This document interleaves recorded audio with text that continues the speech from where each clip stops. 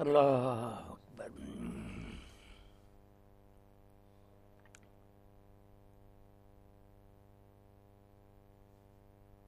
جو کچھ ریاض صاحب نے پڑھا اس سلسلے میں تھا نا کہ اللہ کو ماننے سے انسان میں کیا اوصاف پیدا ہوتے ہیں، کون سی اخلاقی باتیں ہیں جو اس کو حاصل ہو جاتی ہیں، جو اللہ کو مانے بغیر نہیں مل سکتی۔ اس کا ہی بیان تھا۔ آج ہم دیکھتے ہیں کہ اللہ کو بھی مانتے ہیں اور سامنے اللہ تعالیٰ نے ایک دھمکی دی ہمارے صدر کو، تم پتھر کے زمانے میں چلے جاؤ گے، سب کو بات کرتا ہے اس کا مطلب ہمارے ایمان۔ ہاں نہیں ایمان۔ اللہ نے قرآن مجید میں ایسے لوگ جو تھے نا کہتے تھے ہم ایمان رکھتے ہیں، پچھلی امتیں تھیں یہود نصارہ، تو کام کرتے تھے غلط، تو یہی بات کہی نا بے سما یامرکم بے ایمانکم، اگر تم سچے ہو کہ مومن ہو تو ایمان یہ باتیں سکھاتا، بہت برا ایمان ہے تمہارا جو یہ باتیں تمہیں تلقین کرتا ہے۔ تو یہ جھوٹے مدعیوں کا حال ہوتا ہے نا، جو کہہ دیتے ہیں کہ ہم اللہ کو مانتے ہیں، مانتے کوئی نہیں، سنی سنائی بات ہوتی ہے، ماں باپ سے انہیں ایک بات ملی ہوتی ہے وہ دہرا رہے ہوتے ہیں۔ جس کو ماننا کہتے ہیں دل سے یقین ہو کہ واقعی یہ کائنات اللہ کی ہے، وہ حکمران ہے، وہی ہوگا جو وہ چاہے گا، ان میں تو یہ چیزیں ضرور ہوتی ہیں۔ جو صرف زبان سے کہیں گے اس سے تو کچھ نہیں ہوگا۔ مولانا مودودی رحمۃ اللہ علیہ بہت یہ مثال دہراتے رہتے تھے کہ اگر کچھ زبان سے 1000 مرتبہ کہ سردی لگ رہی ہو کہ لحاف لحاف لحاف، 1000 دانہ یہ گھمائے تسبیح کا، لحاف نہ اوڑے تو سردی دور ہوگی، مر جائے گا ٹھٹر۔ تو اللہ کو ماننا تو یہ ہے کہ واقعی وہ یقین کرے اور اس کے اندر یہ بات جو ہے نا جاگزیں ہو جائے، ذہن میں بیٹھی ہر وقت اسے یہ یاد رہے، تو پھر ایسا ہی ہوتا، پھر نہیں گھبراہٹ ہوتی۔ پہلی بات جو کہی کہ اس کے اندر آفاقیت پیدا ہو جاتی ہے۔ پہلے تو وہ یہی سوچتا نا کہ اپنی ذات سے ہی شروع کرتا نا کہ یہ میرا بھائی ہے، میرے ماں باپ کا ضائع ہوا، یہ دادا کی اولاد ہے، اسی کے اندر ہی گھومتا رہتا۔ جب وہ اللہ کو مان لیتا کہ سارا جہان اللہ کا، تو پھر ایک نیا رشتہ پیدا ہو جاتا، مشرق سے مغرب تک کے لوگ، آسمان و زمین کی ساری مخلوق، وہ کہتا میرے اللہ کی ہے۔ اس لیے وہ ان سے پھر سلوک یہ نہیں تعصب کا یا یہ نسلی جو تفریقین کا نہیں کرتا کہ یہ بیگانے، وہ کہتا سب اللہ کے، میرے اللہ کے، یہ سب چیزیں جو حتیٰ کہ نباتات جمادات یہ ساری کائنات میرے سے رشتہ ہے ان کا۔ ایک خط جو حضرت علی رضی اللہ تعالیٰ عنہ نے مالک اشتر کو لے کر دیا نا جب انہیں گورنر بنایا مصر کا، تو وہ بہت لمبا چوڑا ایسی ہدایات، میرے رسالہ یہ ہے کہ حکمرانوں کو کیسے رہنا چاہیے۔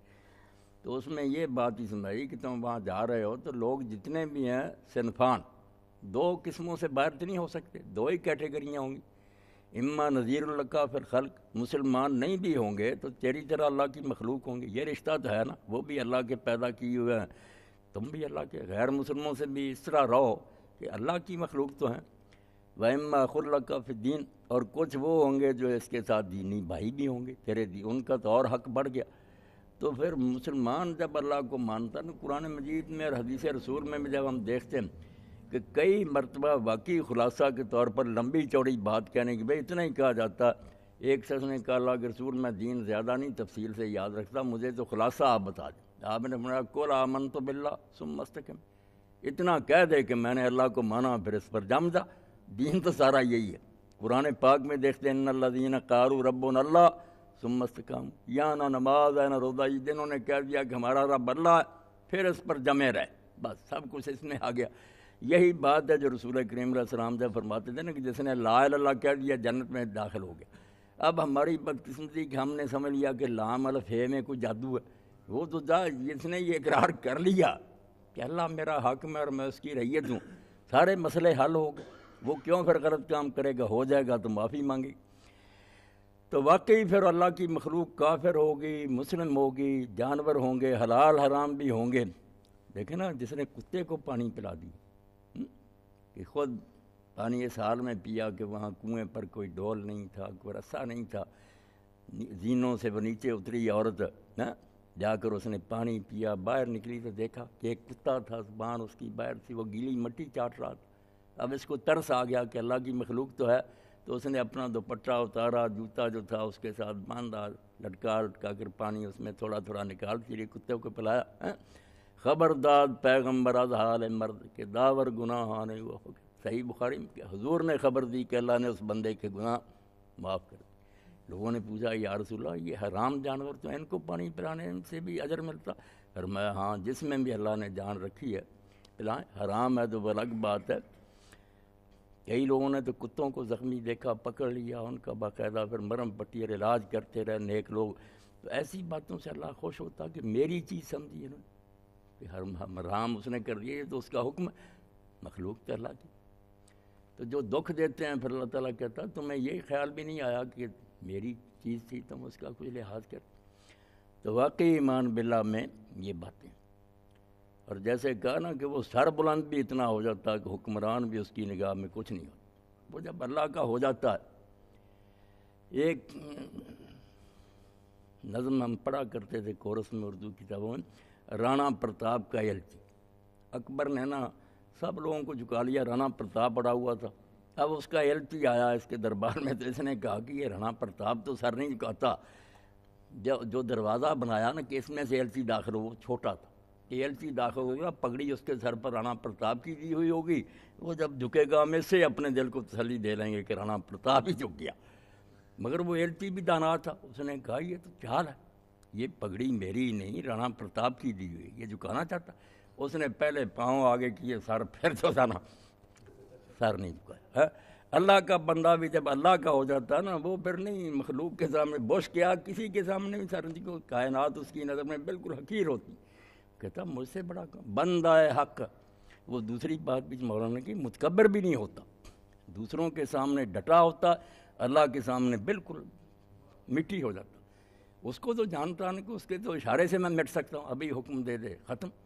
اللہ کے سامنے عاجز ہوتا ہے، بندوں کے سامنے سر اونچا رکھتا ہے کہ یہ نہیں میرا کچھ بگاڑ سکتے۔ تو اقبال نے بہت پیارے انداز میں یہی بات کہی نا، بندہ حق پیش مولا لاستے۔ حق کا بندہ اللہ کے سامنے تو ہوتا ہے لا، کہ میں کچھ نہیں، کہتا نہیں، لا کہتا اپنے حق میں ہے ہی نہیں۔ پیش باطل از نام برجاستے، مگر باطل کے سامنے وہ کہتا میں ہوں، کھڑا ہوتا پاؤں، ان کے سامنے نہیں جھکتا۔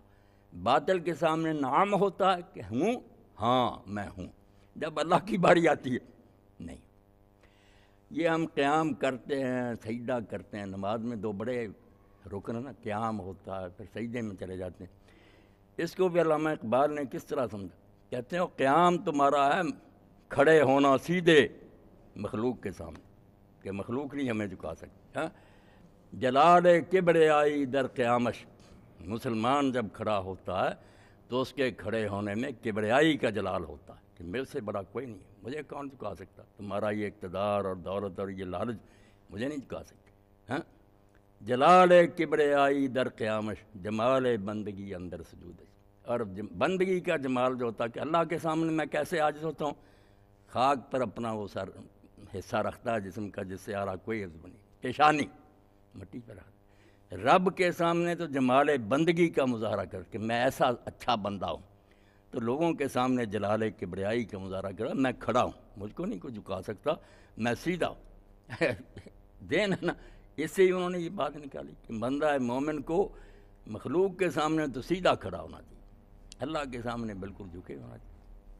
تو ایسے ہی ہوتے تھے لوگ، مخلوق کی پرواہ نہیں کرتے۔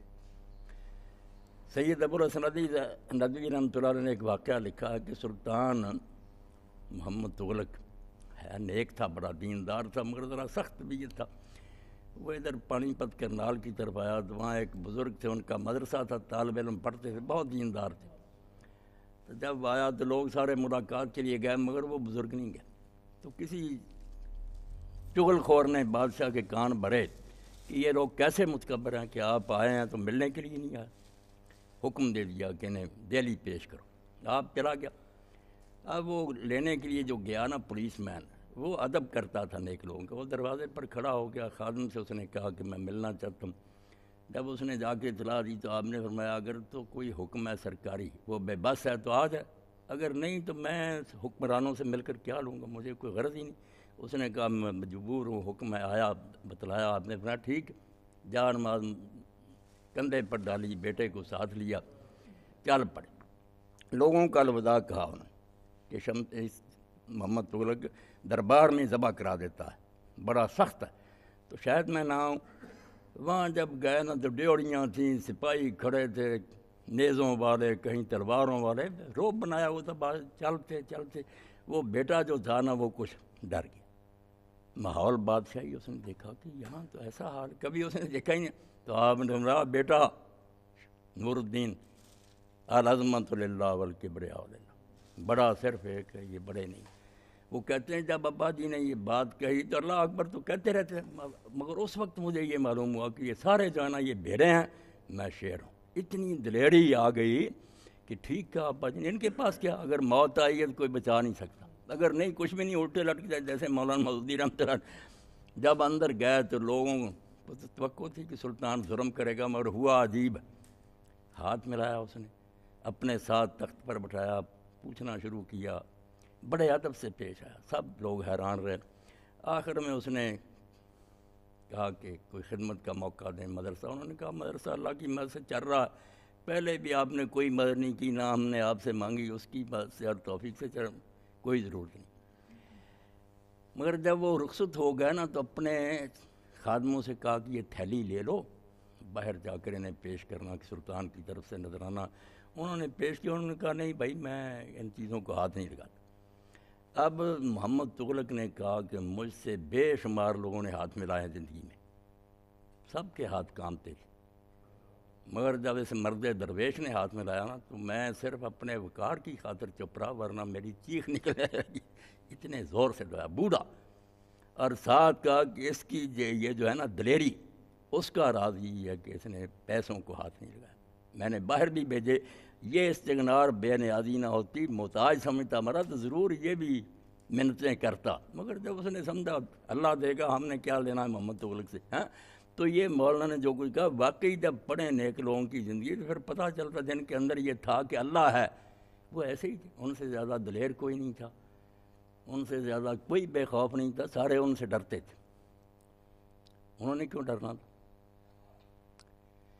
امام احمد بن حنبل رحمۃ اللہ علیہ کی زندگی کے حالات میں آتا ہے کہ جب جلاد ان کے سر پر کھڑے تھے تو ایک شخص آیا، اس نے مسح علی الخفین کا مسئلہ پوچھا کہ موزوں پر مسح کا کیا حکم ہے، کتنے دیر تک؟ آپ نے ایسے اطمینان سے جواب دیا کہ جیسے اس کو کوئی خیال ہی نہیں کہ جلاد ہیں، سر اڑنے والا ہیں، بے خوف مطمئن۔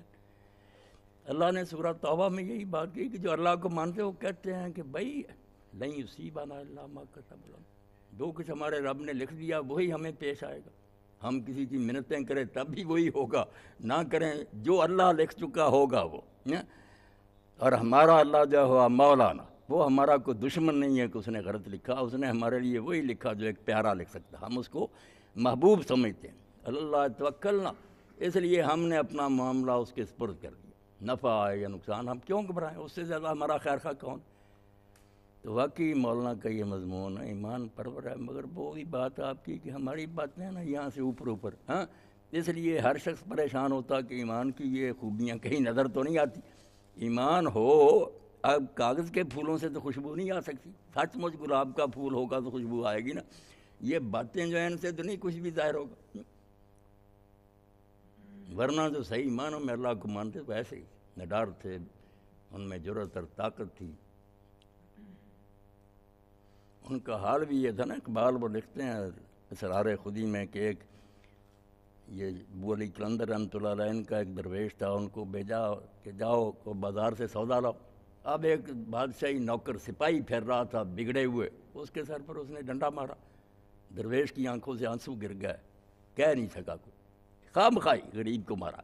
وہ گیا اور اس نے آپ نے پوچھا کیا ہوا، اس نے کہا اس طرح ظلم کیا۔ آپ نے اسی وقت بادشاہ کے نام پرچہ لکھا کہ یہ ظلم ہوا، یا اس کا ازالہ کر ورنہ میں خدا سے دعا کروں گا، کل تو بادشاہ نہیں ہوگا۔ ہاں، لرزہ انداخت برندہ میں شاہ، بادشاہ کے جسم کانپا، لرز گیا، اور اسی وقت اس نے کہا تلاش کرو اس ظالم کو سزا دو۔ جو اللہ کے بندے ہوتے ہیں انہیں پر اللہ پر بھروسہ بھی ہوتا ہے نا، انبیاء جو تھے حضور پاک نے کہا فکر نہ کرو ابو بکر، اللہ ہمارے ساتھ ہوتا بھی ہے نا ان کے ساتھ۔ اللہ اکبر۔ اچھا آئندہ کون پڑھے گا؟ اب حکیم صاحب کو تو کوئی موقع ہی نہیں دیا۔ اعوذ باللہ من الشیطان الرجیم، بسم اللہ الرحمن الرحیم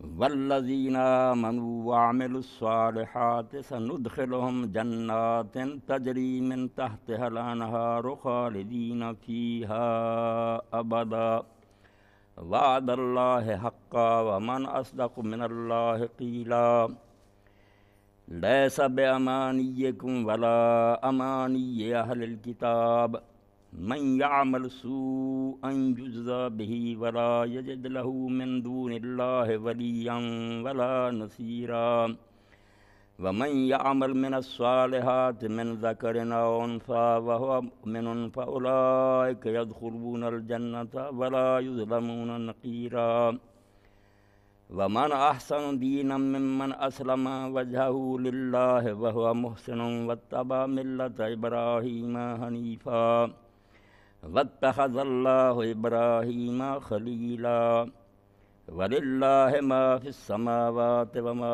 فی الارض وکان اللہ بکل شیء محیطا۔ میں نے سورہ نساء کی 122 سے لے کر 126 تک آیات تلاوت کی ہیں۔ ابھی ہم مولانا مودودی رحمۃ اللہ علیہ کی کتاب کا ایک حصہ سن رہے تھے، تو اس میں انہوں نے حضرت سیدنا ابراہیم علیہ السلام کا بھی ذکر فرمایا۔ ابراہیم علیہ السلام جس ماحول میں پیدا ہوئے وہاں کا ماحول بالکل اس کا ہی مصداق تھا، ظلمات بعضها فوق بعض، اندھیرے پر اندھیرا چڑھا ہوا تھا، پوری دنیا میں روشنی کہیں نظر نہیں آتی تھی، ساری دنیا بت خانہ بن گئی تھی، اللہ کو چھوڑ کر غیر اللہ کی پرستش، جگہ جگہ مندر، ہیکل، پوجا، اللہ کو لوگ نہیں مانتے تھے۔ خود ابراہیم علیہ السلام کا گھر تھا شرک کا، ان کے والد آدر سب سے بڑے مہنت تھے، عراق میں ان سے بڑا پیر کوئی نہیں تھا، گدی تھی، آمدنی آ رہی تھی، بہت چڑھاوے۔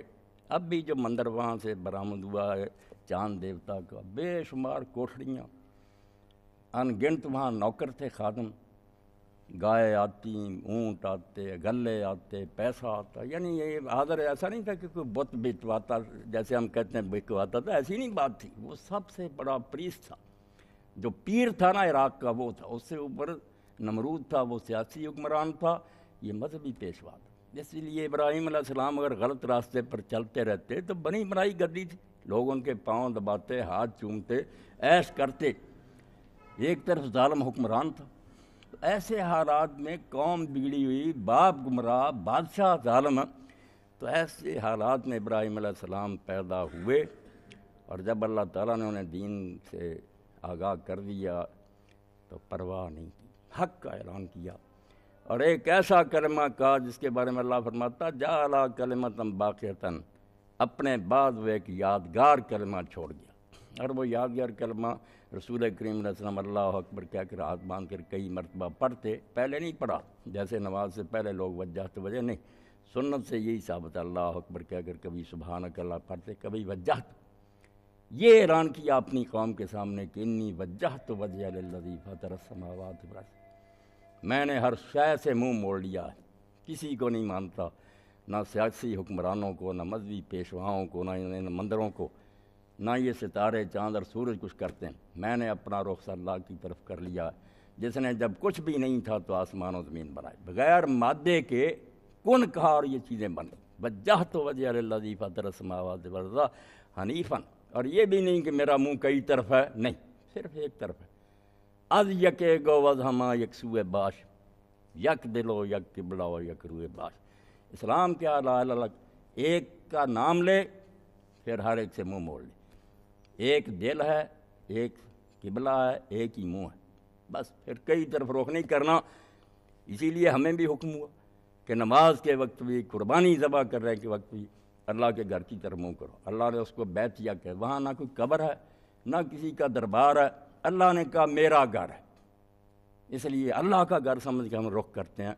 قصد ہمارا کیا، نہ ہم حجر اسود کو مانتے ہیں، نہ کعبے کو مانتے ہیں، نہ زمزم کو مانتے ہیں، نہ صفا مروہ، ہم تو اللہ کو مانتے ہیں۔ یہ چیزیں اگر ان کو ہم پوجیں کافر ہو جائیں، اس لیے آپ دیکھیں وہاں سب سے بڑا ذکر ہے کہ کعبہ نظر آئے تو اللہ اکبر لا الہ الا اللہ 3 مرتبہ کو، کہ کعبہ کچھ نہیں ہے، اللہ بڑا ہے، اس کے سوا کوئی معبود نہیں، یہ حکم ہے، اس کو ہم اس کی طرف رخ کرتے ہیں، یہ کچھ نہیں دیتا۔ حجر اسود کے سامنے جاتے ہیں کوئی ذکر نہیں، جیسے نماز اللہ اکبر سے شروع ہوتی ہے یہی ہے کہ جب آؤ سامنے رخ کرو اور کہو اللہ اکبر۔ پتھر کیا؟ یہی بات حضرت عمر رضی اللہ تعالیٰ نے کہی کہ اے حجر اسود میں جانتا ہوں تو نہ کسی کا کچھ بنا سکتا نہ بگاڑ سکتا، کچھ نہیں ہے تو، اگر میں نے اللہ کے رسول کو چومتے ہوئے نہ دیکھا ہوتا تو کبھی نہ تجھے بوسہ دیتا۔ یہ لوگوں کے ذہن صاف کر دیے کہ ہم بتوں کے پجاری، صفا اور مروہ پر کھڑا ہو، پہلا کام جو ہے پہاڑی پر کھڑا ہو اور کعبے کی طرف رخ کرے اور 3 بار یہ کہے اللہ اکبر اللہ اکبر اللہ۔ جمرات پر جائے کنکریاں مارے، ہر کنکری کے ساتھ صرف ایک ذکر اللہ اکبر اللہ اکبر، یعنی اللہ اکبر سکھایا گیا کہ مومن جو ہے صرف اللہ کی بڑائی کو مانتا، اس کا حکم ہے تو بے شک وہ کہہ دے پتھر کو ہاتھ لگائیں، اگر وہ روک دے کہ انسان کو بھی نہ سجدہ کرو نہیں کریں، ہم تو اللہ کو مانتے ہیں، کوئی ان چیزوں کو مان۔ تو ابراہیم علیہ السلام نے جو اعلان کیا، اللہ کہتا ہے وہ یادگار کلمہ جعل کلمۃ باقیۃ فی عقبہ، اپنے بعد وہ یادگار چھوڑ گیا، وہ کلمہ نہیں مٹا جو بھی بعد میں موحد پیدا ہوا۔ موسیٰ علیہ السلام کی امت اٹھی، عیسیٰ علیہ السلام آئے، رسول اللہ آئے، آپ دیکھیں گے جتنے نبی آئے ہیں بعد میں وہ سارے ابراہیم علیہ السلام کو امام مانتے، ان کی امتیں ان سب کا، اور نبیوں کو مانے نہ مانے ابراہیم علیہ السلام ساری امتوں کا امام۔ یہ مرتبہ اسی لیے انہوں نے پایا کہ بادشاہ بھی ناراض ہوا، آگ میں ڈلوا دیا، باپ نے کہا وہجرنی ملیہ، چلا جا میری نظروں سے میں نہیں دیکھنا چاہتا، میری نگاہوں سے دور ہو جا۔ انہوں نے کہا سلام علیہ، ابا جی ٹھیک رخصت، میں جا رہا ہوں، میں اللہ کو پوجوں گا، میں نہیں باپ کے سامنے جھکوں گا۔ حالانکہ یہ بھی بہت بڑا بت ہے، باپ دادے کا طریقہ اور رسم، یہ اتنا بڑا بت ہے، اس کو توڑنا آسان ہے؟ صدیوں سے ایک بات چلی آتی ہے، لوگ کہتے ہیں یار یہ درست نہ ہوتی تھی، لوگ کیوں کرتے ہیں؟ بہت بڑا یہ ہمالیہ جیسا بت ہے، اور اس کو بھی اقبال کہتے ہیں کہ اگر آدمی مومن نہ ہو تو نہیں توڑ سکتا۔ بندہ مومن یہ سمجھتا ہے کہ اگر تقلید بودے شیبہ نیک پیغمبر ہم رہے اجداد رفت، یہ باپ دادے کا طریقہ اگر کوئی سند ہوتا تو پیغمبر بھی اپنے باپ دادے کے طریقوں پھر چلتے رہتے، صدیوں سے بت پوجے جا رہا ہے پوجتے، پھر انہوں نے توڑا کہ نہیں، باپ دادے کی رسم ہونا کوئی دلیل نہیں، دلیل آئی عقل سے، وہ بات معلوم بھی اللہ کا ہے۔ تو ابراہیم علیہ السلام نے بت توڑ دی، سچ مچ بھی توڑے، حکمران کو بھی للکارا، باپ کو بھی جواب دیا، قوم کو بھی چھوڑا، عراق میں پیدا ہوئے، پھر کہاں کہاں گئے، مصر گئے، اس زمانے کا سفر دیکھیں، مصر، فلسطین، عرب، یہ سارے علاقے جو ہیں گھومے، جگہ جگہ گئے، سب جگہ لوگ مخالفت کرتے رہے، پرواہ نہیں۔ اس لیے آپ قرآن میں دیکھ لیں کسی نبی کو اللہ نے خلیل نہیں کہا، نہیں، سارے اللہ کے بندے ہیں، سب سے اللہ محبت کرتا ہے، ان کو عزت دی ہے، وہ چنے ہوئے، مگر خلیل اللہ یہاں قرآن میں دیکھیں صرف ایک کو اللہ نے یار بنایا، واتخذ اللہ ابراہیم خلیلا، ابراہیم کو اللہ نے خلیل بنایا۔ جن حالات میں سے وہ گزرے اور جو آزمائشیں انہیں پیش آئیں، وَإِذِ ابْتَلَىٰ إِبْرَاهِيمَ رَبُّهُ بِكَلِمَاتٍ فَأَتَمَّهَا، اللہ کہتا ہم نے ابراہیم علیہ السلام کو بہت باتوں میں آزمایا مگر اس نے وہ باتیں جو پوری کر دی۔ اور اس لیے سورہ نجم میں دیکھیں ابراہیم علیہ السلام کی تاریخ میں وَإِبْرَاهِيمَ الَّذِي وَفَّىٰ، وہ ابراہیم جس نے اپنے وعدے کو نبھا دیا۔ اگر اس نے کہہ دیا نا میں اللہ کا ہو گیا ہوں، کر دیا، وطن چھوڑا، باپ چھوڑا، اگر حکم ہوا کہ بیوی اور بچے کو بیابان میں چھوڑا، چھوڑ گیا۔ اب 86 سال کی عمر میں دعائیں کر کے اسماعیل لیا تھا، رب حب لی من الصالحین، بوڑھے ہو چکے، اور تورات میں آتا کہ اللہ سے کہا اللہ جو بت پرست ہیں ان کے گھر آباد ہیں، میں تیرا ماننے والا ہوں، ملک پھر رہا ہوں، مجھے اب تک تو نے اولاد نہیں۔ اللہ نے سن لی، اور اس لیے آپ نے نام بھی پھر وہی رکھا جس سے نام سے ہی پتہ چلتا کہ یہ دعا کے نتیجہ میں پیدا۔ اسماعیل جو ہے اس زبان میں ہم سمیع اللہ کہہ دیتے ہیں، سمیع اللہ کہہ دیتے ہیں، اللہ نے سن لی، عیل اللہ کو کہتے ہیں، اس میں سن لی کہ اللہ نے سن لی دعا ابراہیم علیہ السلام کی، بیٹا دے، نام ہی یہ رکھ دیا کہ یہ میری دعا سن کر اللہ نے دی۔ حکم ہو گیا کہ اس پیارے بچے کو اور بیوی کو بیابان میں چھوڑا، نہ کوئی آبادی، نہ وہاں کوئی کنواں، نہ کوئی رہائش، آتا جاتا ہی کوئی نہیں تھا، مکہ چھوڑ گیا۔ اور جب پھر جدا ہوا، کتنی ازمائش اللہ تعالیٰ فرماتا ہو، جو ابراہیم علیہ السلام کا ہم نے امتحان کیا، کسی کا کیا، سارے امتحانوں میں سے گزار کر ہم نے اس کو اپنا دوست بنایا، وہ میرا خلیل ہے۔ جب بالکل پہاڑوں کے پیچھے ہونے کا وقت آ گیا، حضرت حاجرہ نے بار بار پوچھا کہ کیوں چھوڑ کر جا رہا ہے، نہیں بولے، دل پر سل رکھ لی، جواب نہیں آیا۔ بیٹا جو دعاؤں سے مانگا تھا بیوی جو عزت ہے آدمی کی جنگل میں چھوڑ کر جا رہا. جب پہاڑ کے پیچھے ہونے لگے تو انہوں نے کہا اللہ کے لیے یہ تو بتا دے کہ اپنی ناراضگی کی وجہ سے چھوڑ کر جا رہا یہ اللہ کا حکم ہے. پھر حوصلہ کر کے یہ کہا کہ اللہ کا. تو حضرت حاجرہ نے کہا اذا لا یضیعنا، اگر یہ بات ہے تو اللہ ہمیں ضائع نہیں کرے گا، وہ خود ہی سنبھال لے گا. اور پھر دیکھو کہ جب پانی ختم ہو گیا، کھجوریں ختم ہو گئیں، اماں دوڑی، کبھی صفا پر جاتی، کبھی مروہ پر جاتی، آوازیں دیتی کہ کوئی اللہ کا بندہ آواز سنتا تو میری مدد کرے. جب اترتی پھر بھاگ کر بچے کی طرف آتی کہ اس کا کیا حال ہے. وہ تڑپتا دیکھتی، پھر صبر نہ آتا، 7ویں مرتبہ مروہ پر پھر آواز سنی، پھر اپنے آپ کو کہا چپ چپ. اور بعد میں پوچھا اگر کوئی اللہ کا بندہ ہے تو میری مدد کر. انہوں نے کہا آ جا. آئیں تو چشمہ جاری. اور وہاں پھر حدیث پاک میں آتا جبریل علیہ السلام نے پوچھا کہ تم کون ہو؟ پتہ سارا تھا اللہ کی طرف سے آیا. کون ہو؟ انہوں نے کہا نا ام ولد ابراہیم، میں ابراہیم کے بیٹے کی ماں ہوں. اس نے کہا ابراہیم کے بیٹے کی ماں ہو تو یہاں کیوں چھوڑ گیا؟ کیا کہتا تھا؟ کہا اللہ کے حوالے کر دیا. تو کہا پھر جب اللہ کے حوالے کر گیا تھا تو اللہ نے تمہیں ضائع نہیں کیا، میں اللہ کا فرشتہ اور چشمہ دھاڑی ہو گیا، وہاں آبادی ہوگی. تو یہ حج جس کے ایام جاری ہیں، یہ ہر سال جو اللہ تعالیٰ کہتا ہے شاعر اللہ. حج کو آپ دیکھیں ان میں جو چیزیں اللہ نے ان کو شاعر کرا کہ یہ شعریں ہیں. یہ نہ سمجھو یہ پہاڑیاں ہیں، یہ پتھر ہیں، یہ چیزیں نہیں ہیں.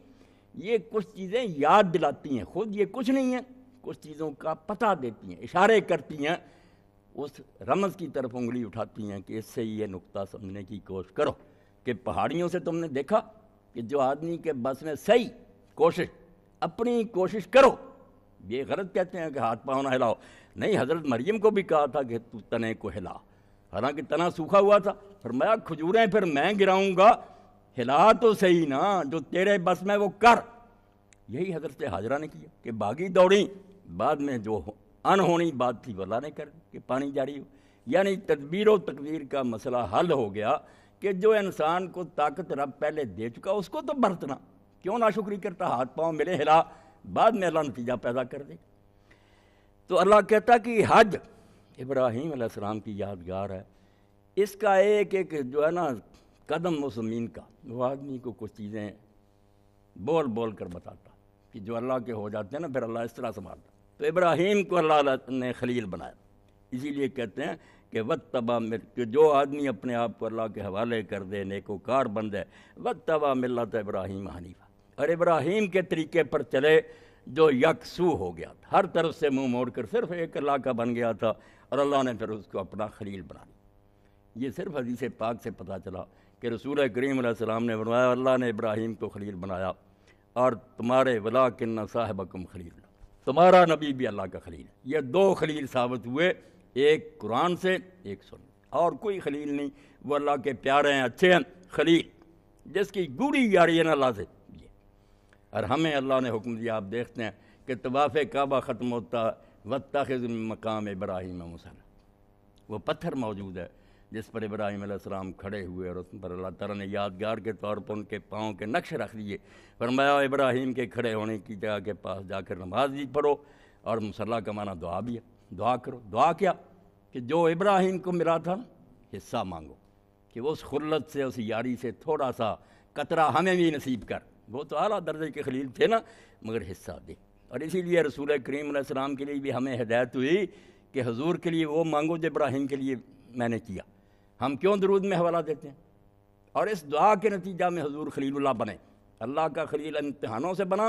امت نے جب دعائیں مانگی کہ کما صلی اللہ تعالیٰ ابراہیم، اے اللہ وہ رحمت کر حضور پر جو ابراہیم پر کی تھی. اللہ نے حضور کو بھی خلیل بنا دیا. اور رسول کریم علیہ السلام کی طرف سے اللہ نے کہا اب حضور پر احسان تو ہو گیا امت کا. امت نے دعائیں مانگی حضور کو، نہیں. پھر حضور اگر بدلہ دیتے تو وہ آپ کے طرف سے ہوتا. اللہ نے ذمہ داری لے لی کہ رسول نہیں تمہیں اس کا معاوضہ دے گا، تم حضور کے لیے یہ مانگو، آگے بدلہ میں دوں گا کہ جو من صلی اللہ علیہ واحدتاً صلی اللہ علیہ وسلم، تم میرے نبی کے لیے یہ رحمت کی دعا 1 مرتبہ کرو گے، میں 10 مرتبہ. یعنی خود اللہ کھڑا ہو گیا حضور کی جگہ کہ میں اسے تمہاری نیکی کا بدلہ آپ دوں گا. حضور کا بھی احسان نہیں ہوگا نہ کسی اور کا. تم حضور کے حق میں دعا کرو، تمہاری اس نیکی کا افزانہ میں دوں گا.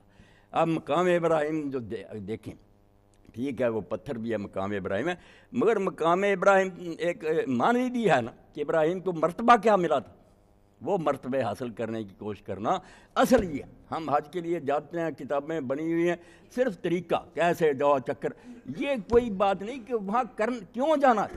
اللہ کہتا مقام ابراہیم کے پاس جاتے ہو، پتہ ہے ابراہیم کو کیا مقام ملے تھے، وہ مانگو، دعا کرو وہاں کہ وہ تھوڑے تھوڑے تمہیں ملیں، اور وہ قرآن مجید میں بکھرے ہوئے ہیں۔ آپ قرآن مجید میں سے اکٹھے کریں، پتہ چلے گا کہ کہیں ابراہیم کو حنیف کہا، کہیں اواہ کہا، کہیں حلیم کہا، کہیں خلیل اللہ کہا، کہیں اللہ رب العالمین نے فرمایا کہ ابراہیم جو تھا نا امتن، وہ امت تھا، کہیں اللہ ذی وفا، وہ سارے اوصاف تو گن لیے کہ مقام ابراہیم پر جاتے ہو، ابراہیم کے مقام میں سے کچھ حصہ ملا، اور یہ وہ مقام ہے جس کو اقبال کہتے ہیں کہ رسول اللہ کی امت کہلاتے ہو از مقام او اگر دور ایستی، اگر تم حضور کے مقام سے آئے مسلمانوں دور ہو مرد عورتیں، کوئی رنگ و بو وہ نظر نہیں آتا جو حضور میں تھا، از میان معاشرے مانیستی، تم پھر ہماری امت میں سے نہیں ہو، خواہ مخواہ مسلمان کہلاتے ہو، حضور کو بھی بدنام کرتے ہو، شرم کرو اگر حضور کے مقام سے دور ہو۔ یہاں مقام وہ نہیں رہنے کی جگہ، جو مرتبے تھے آپ کے کچھ ہے وہ نمونہ، حضور مسلم تھے، حنیف تھے، مخلص تھے، محسن تھے، سارے اوصاف، ایک رنگ بھی نظر نہیں آتا، اور اسی لیے انہوں نے بڑی زبردست بات کی علامہ اقبال، درود کس منہ سے پڑھتے ہو، کیوں نہ داری از محمد رنگ و بو از درود خود میں اعلیٰ نام ہو، جب تجھ میں رسول اللہ کی کوئی خوب بو نظر نہیں آتی تو اپنی ناپاک زبان سے حضور کا نام جو ہے اس کو آلودہ نہ کر، تجھے حق نہیں پہنچتا اپنے منہ سے حضور پر درود پڑھنے کا، شرم کر، کوئی ہے وہ کام جو حضور نے بتائے۔ اب لاکھوں ہیں، اربوں ہیں مسلمان ریت کے دانوں سے زیادہ ذلیل ہیں، اور شکوہ یہ کرتے ہیں کہ ہم رسول اللہ کی امت ہے، خدا سے ہمارے ساتھ نیک سلوک کیوں نہیں کرے، سوچتے ہی نہیں کہ جتنا کوئی زیادہ دعویٰ کرتا ہے تعلق کا اتنی سزا سخت ہوتی، کوئی بیگانہ بچہ بگڑا پھرے مجھے کیا، مگر میرا بچہ نالائق حرکتیں کرے میں تو مر جاؤں گا کہ یار تو میرا بیٹا ہو کر مجھے بدنام کر۔ اللہ کہتا ہے جو کافر ہیں نہیں مانتے ان سے تو نپٹوں گا، دوسرے اصول ہیں، تم میرے کرا کے غلط حرکتیں کر۔ اور قرآن پاک میں آپ دیکھ لیں رسول کریم سے اونچی کسی کی شان نہیں، سورہ بنی اسرائیل میں کہا کہ کافر یہ کوشش کر رہے ہیں کہ کمپرومائز ہو جائے، کچھ باتیں آپ ہماری مان لیں، کچھ ہم آپ کی مانیں، صلح ہو جائے، مل جل کر رہتے ہیں، ان کادوا لیفتنونک عن الذی اوحینا الیک، قریب ہے کہ اپنی ایسی باتوں سے آپ کو ذرا پھسلا دیں، تو سن لیں کہ اگر تو نے یہ کام کیا لا ذقناک ضعف الحیات و ضعف الموت، قرآن کہ تجھے دنیا میں بھی دگنی سزا دیں گے اور آخرت میں بھی دگنی سزا، رعایت نہیں دگنی ہوگی کہ اللہ کا رسول اور حبیب ہو کر ان کی بات غلط مانی۔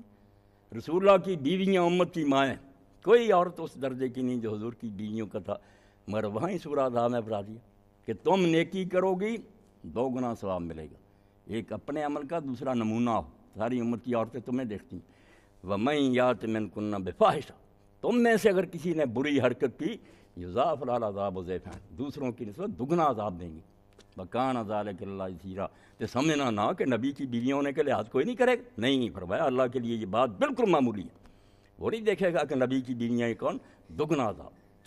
اور اسی لیے امام زین العابدین کو کسی نے کہا کہ آپ رسول اللہ کی اولاد ہیں، یہ انہوں نے کہا ہمیں گمراہ نہ کرو، جس کی وجہ سے ہمیں یہ شرم ملا، اس کو قرآن نے کیا کہا کہ دگنا عذاب دیں گے، ہماری ماؤں کو کیا کہا، اس لیے ہم حضور کی اولاد نیکی کریں گے تو دوہرا ثواب ہے کہ لوگ ہمیں دیکھیں گے، اور برائی کریں گے تو عذاب بھی دگنا ہوگا۔ اس لیے ہم جب وہ کام نہیں کرتے جو اللہ اور اس کے رسول نے بتائے، اقبال کہتے ہیں اگر تم مصطفیٰ کے مقام سے دور ہو، یعنی وہ آج تم میں چیزیں نہیں ہیں، آنے معاشرے مانے سے، تم ہمارے گروہ میں نہیں سے، تو مقام ابراہیم پر تو یہ چاہیے ایک ہی بات کہ قرآن میں جہاں جانا کہ ابراہیم میں یہ تھا یہ تھا، وہ سارے اوصاف اکٹھے کریں، اور پھر وہاں کھڑے ہو کر دیکھیں کہ کوئی رائی بھی ان میں سے مجھ میں نظر آتی، کوئی ہے، پھر مقام ابراہیم مجھے نصیب ہے، پھر میں یہاں دعا کرنے کا حق رکھتا ہوں، اور اگر وہ چیزیں جو ہیں ان میں کا کوئی ذرہ ہی نہیں تو میں یہاں 2 رکعت پڑھنے سے مجھے مقام ابراہیم پر دعا نصیب ہو جائے گی، نہیں، اللہ کہتا ہے وہ دعائیں وہاں کرو جو ابراہیم علیہ السلام کو ملیا تھا، تمہیں بھی تھوڑا تھوڑا وہ حاصل ہو جائے۔ ابراہیم علیہ السلام کو اللہ نے بہت چنا، دنیا اور آخرت میں بڑی عزت دی، جو کچھ ہوا پھر ان کے لیے آگ بھی گلزار بن گئی، بچہ بھی اللہ نے ذبح ہونے سے بچا لیا، مگر یہ سارا کیوں بنا؟ ایک ہی جملہ جو قرآن نے کہا ہے کہ سورہ بقرہ میں آتا ہے، اذ قال لہ ربہ اسلم قال اسلمت لرب العالمین، لیکن اب پیغمبر تھے، اس وقت کہتا کہ ہم نے اس سے کہا ابراہیم مسلمان ہو جا، اسلام لے آ۔ ہم کہتے ہیں اسلام ہمارے پاس پیغمبر خلیل اللہ اسلم، مسلم ہو جا۔ قال اسلمت لرب العالمین، اس نے کہا میں مسلم ہو گیا۔ اسلام کیا؟ حوالے کر دینا، کسی کا بن دینا۔ اللہ نے کہا میرا بن جا، اس نے کہا بن گیا۔ اور آپ دیکھتے ہیں یہ قربانی آ رہی ہے۔ قربانی کے قصے میں قرآن مجید نے کیا بتایا کہ جب باپ اور بیٹا دونوں، باپ بھی تیار ہو گیا خواب دیکھ کر، جانتا تھا میں نبی ہوں، میرا خواب لوگوں کی طرح گوام و گمان، رویل انبیاء وہی، نبی خواب میں بھی جو دیکھتا ویسے جیسے جاگتا دیکھتا، کوئی شک نہیں ہوتا۔ اسی لیے تو ساری دنیا محتاج ہے کہ کسی فلسفی سے کچھ نہیں ملے گا، کسی دانشور سے کچھ نہیں ملے گا، حق ملے گا تو نبی کے دروازہ سے ملے گا۔ وہاں جو جان گمان کی بات ہی کوئی اندازہ نہیں، کوئی اٹکل نہیں، وہاں تو حق ہے جو اللہ کی طرف سے ہے وہ ہوتا۔ اس لیے پیغمبر جو ہے اس کا خواب میں دیکھا ہوا بھی جاگتے کے برابر، اتنی شان تیار۔ مگر چونکہ امتحان دونوں کا تھا، بیٹے باپ کا معاملہ تنا کا ہوتا، نہ پوچھتا بیٹے سے، بات تو تھی کہ بیٹے کو ذبح کر رہا ہوں، اب بیٹے سے ہی پوچھنا تھا کہ وہ بھی اس امتحان کے لیے تیار ہے۔ اور انہوں نے دعائیں بھی یہی مانگی تھی کہ حبلی من الصالحین، مجھے کوئی نیک بچہ دینا۔ اب وہ دیکھنا چاہتے کہ نیک ہے یا بس بیٹا ہی ہو گیا۔ بیٹے سے کہا جو 13-14 سال کا تھا، اس نے کہا ابا جی یا ابت فلما تؤمر۔ دیکھیں بیٹا بھی جانتا تھا کہ ابا کا خواب کوئی ایسے نہیں، اس نے کہا ابا جی جو حکم ملا ہے کرو، یہ حکم ہے، اللہ کا حکم ہے، یہ کوئی ایسی بات نہیں، کر دیں، ستجدنی انشاءاللہ من الصابرین۔ اللہ نے چاہا تو آپ مجھ کو صابر پائیں گے۔ اللہ پر ایمان بچے کا 13 سال کے تھے کہ اللہ نے چاہا، اللہ توفیق دے گا۔ اور سورہ مریم میں دیکھ لیں اللہ نے کسی نبی کے بارے میں نہیں کہا، حالانکہ سب وعدے کے سچے، وعدہ پورا کرنا تو عام مسلمان کا بھی ضروری ہے۔ کجا نبی اسماعیل علیہ السلام کے بارے میں کہا وذکر فی الکتاب اسماعیل انہ کان صادق الوعد وکان رسولا نبیا، وہ وعدے کا سچا نہیں، جو کہہ دیا تھا لیٹ گیا۔ ہاں فلما اسلم، وہاں اللہ نے کہا کہ جب باپ بیٹا دونوں اسلام لے آئے، باپ بھی مسلمان ہو گیا، بیٹا اس دن جب چھری چلے نبی، یعنی اسلام کا معنی تو اس دن سمجھ میں آیا کہ اللہ کا کس طرح بندہ بنتا اور کیسے وہ اپنا سب کچھ اللہ کے حوالے کر رہا۔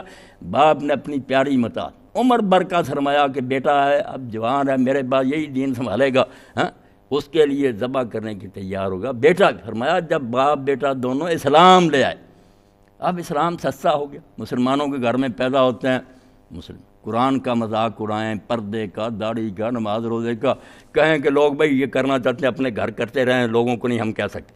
اندازہ کرو جو دین کہلاتا ہی اسلام ہے کہ بندہ پھر اپنی مرضی نہیں کر سکتا، اللہ کا بندہ۔ تو اللہ کہتا ہے جب تم جاؤ وہاں تو تمہیں پتہ ہے جب ابراہیم اور اسماعیل یہ پھر اللہ کا گھر بنا رہے تو انہوں نے کہا ارنا مناسکنا، اے ہمارے رب ہمیں ہمارے مناسک سکھا، جمع ہے نا منسک۔ اب نسک ثواب جو ہے، کیوں کہتے ہیں حج کے جتنے کام ہیں نا، طواف ہے، رام ہے، سعی ہے، سب مناسک۔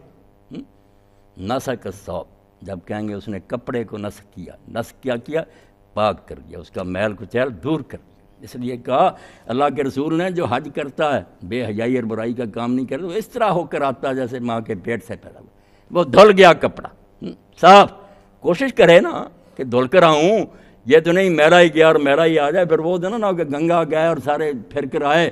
مگر وہ وہی بات ہوئی کہ جیسے سری گرو نانک کا آتا کہ اس نے پوچھا ہندو یاتریوں سے کہاں گئے تھے گنگا اشنان کرنے، انہوں نے کدو دے دیا، کڑوا کدو کہ لے جاؤ اس کو بھی گوتے دلا کر لا۔ جب وہ لائے کاٹا کڑوا، انہوں نے کہا کدو میٹھا ہوا، کوئی بنا کدو کو گنگا نہرانے سے؟ اور کم بختو جب تک آدمی اندر سے اپنے آپ کو پاک کرنے کی کوشش نہ کرے، میں غوطے لگانے سے کیا بنا؟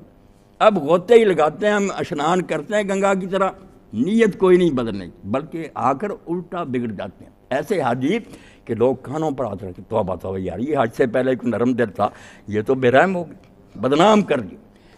مناسک یہ کپڑا جیسے پاک ہوتا ہے ایسے پاک کرنے کی چیزیں بالکل صاف کر دیتی ہیں، مگر وہ سمجھے تو صحیح کہ کیوں آیا، کیا اللہ پاک نے یہاں بتایا۔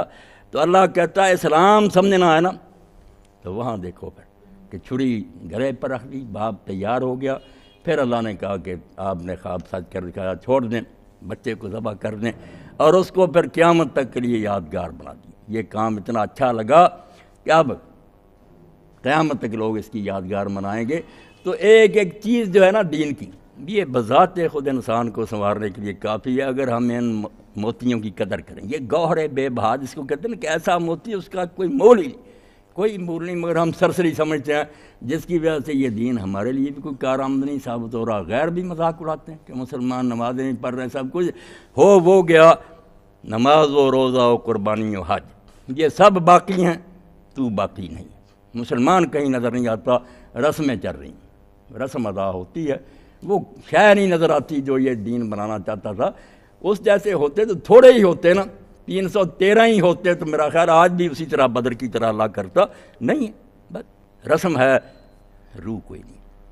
تو اللہ تعالیٰ فرماتے ہیں کہ یہ جو طواف ہے، یہ مقام ابراہیم پر کھڑا ہونا، یہ یہی ہے کہ ابراہیم جس مرتبے پر تھا کچھ چیزیں نظر آتی ہیں، اس طرح تم اللہ کے بن گئے وفادار بندے، حکم ماننے والے.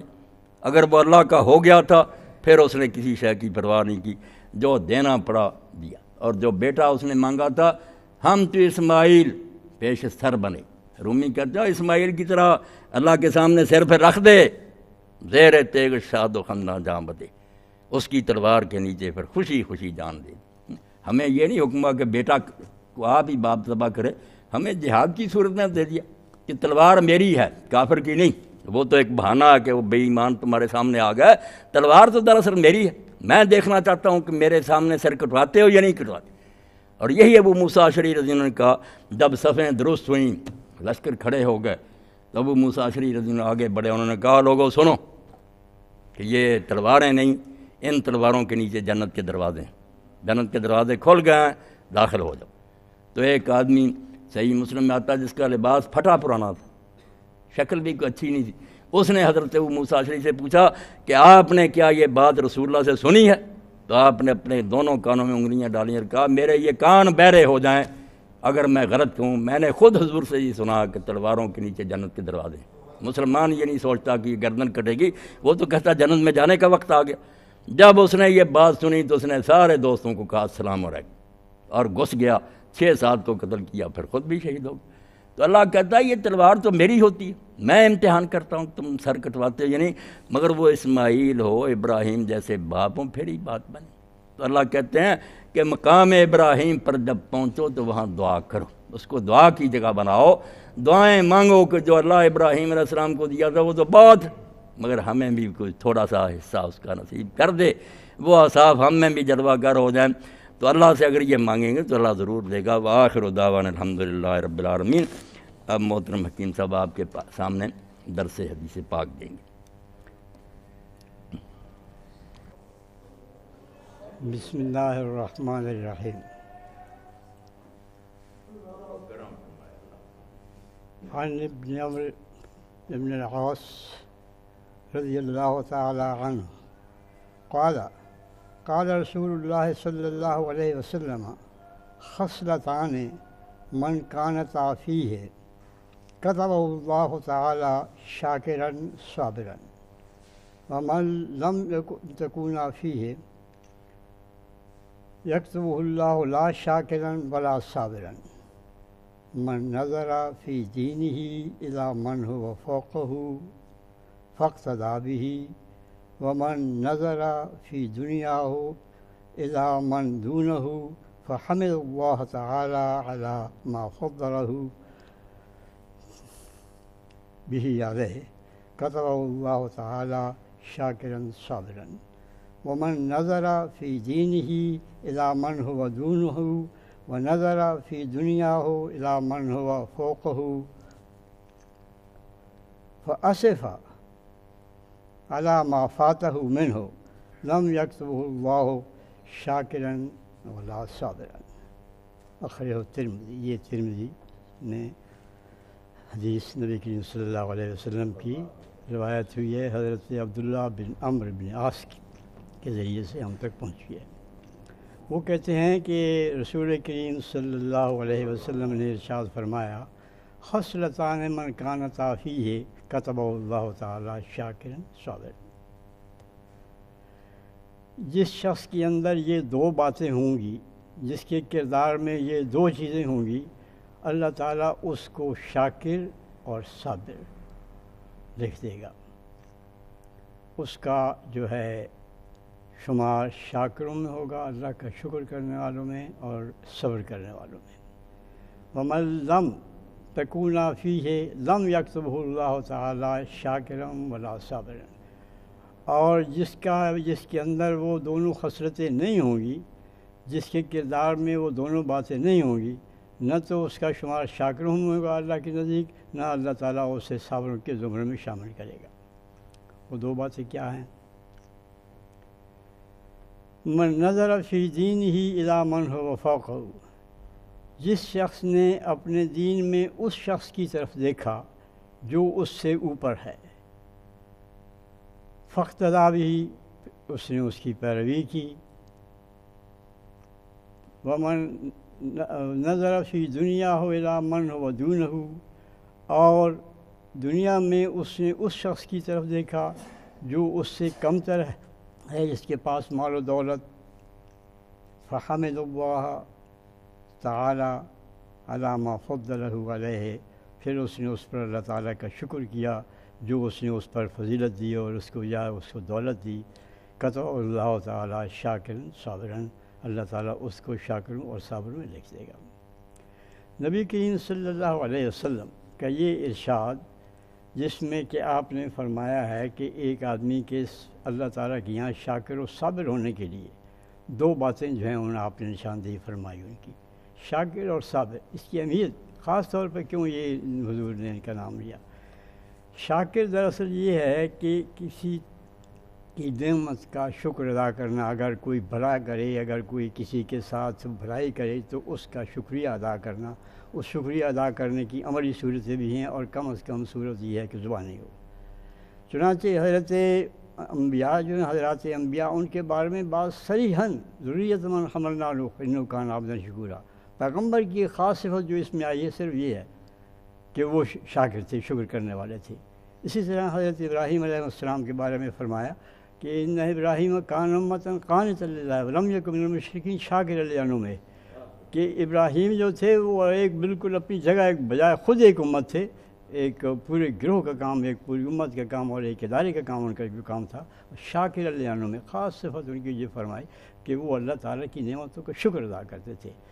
تو یہ شاکرن جو ہے، ایک تو یہ اللہ تعالیٰ کا شکر ہے، اس نے بے شمار نعمتیں دی، ان تعدوا نعمت اللہ لا تحصوها، کہ اللہ تعالیٰ کی اتنی نعمتیں کہ ہم ان کو شمار ہی نہیں کر سکتے، ان کا شکر ادا کرے۔ اور ان کا شکر ادا کرنے کا طریقہ یہی ہے کہ اللہ تعالیٰ نے جن چیزوں پر شکر ادا کر رہے ہیں ان کو اس طرح سے استعمال کرے جس طرح کہ اس کا حکم ہے، یہ ان کا شکر ہے۔ اسی لیے حضرت موسیٰ علیہ السلام نے بھی یہ اللہ تعالیٰ کا پیغام سنایا کہ شکرتم لأزیدنکم، اور اس کا نتیجہ یہ ہوتا ہے کہ پھر اگر شکر کرتا ہے انسان اللہ تعالیٰ کی نعمتوں پر تو اللہ تعالیٰ ان کی شکر میں اور اس کی اور اضافہ کر دیتا ہے، اور اگر وہ کفران نعمت کرتا ہے تو پھر ان عذابی لشدید، پھر اس کے نتیجے میں اس کا اللہ تعالیٰ کا عذاب جو ہے وہ بھی بہت سخت ہوتا ہے، کیونکہ اس کو اللہ تعالیٰ نے نعمتیں دیں اور اس کو دوسروں سے زیادہ دیں، اور اس پر پھر وہ خاموش رہا اور کفران نعمت کیا اور اس کا تسلیم نہیں کیا۔